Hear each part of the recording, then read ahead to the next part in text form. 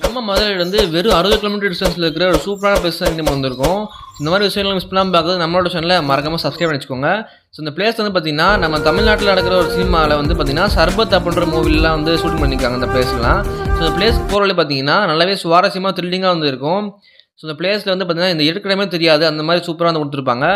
போகிற வழியில் வந்து பார்த்தீங்கன்னா ஒரு வியூ பாயிண்ட் வந்து இருக்கும். ஸோ இந்த வியூ பாயிண்டில் பார்த்தீங்க அப்படின்னா அப்பா வேறு லெவலில் இருக்குங்க. நம்ம மதுரை பக்கத்தில் எப்படிலாம் பிளேசஸ் இருக்கா அப்படின்னு சொல்லி ஆச்சரியப்படுற மாதிரி தான் இருக்கும். ஸோ மறக்காமல் சேவ் பண்ணி வச்சுக்கோங்க அந்த வீடியோவை. ஸோ இங்கே வந்து பார்த்தீங்கன்னா உங்களுக்கு ஒரு ஹேங்கிங் பிரிட்ஜ் வந்து இருக்கும். ஸோ இந்த ஹேங்கிங் பிரிட்ஜ் வந்து பார்த்தீங்கன்னா பழங்காலத்தில் கட்டினது போல். ஸோ நடந்து போகிற வழியிலே பார்த்தீங்கன்னா நல்லாவே ஆட்டமாக ஆடிட்டு இருக்கும். ஸோ பார்த்து கேர்ஃபுல்லாக வந்து போங்க, சும்மா த்ரில்லிங்காக இருக்கும். ஸோ அப்படியே பக்கத்துலேயே பார்த்தீங்கன்னா ஒரு ட்ரீ ஹவுஸ் வந்து இருக்கும். ஸோ மரத்துலேயே வீடு கட்டியிருப்பாங்க. அந்த வீட்லேயே நம்ம வந்து ஸ்டே பண்ணிக்கலாம்.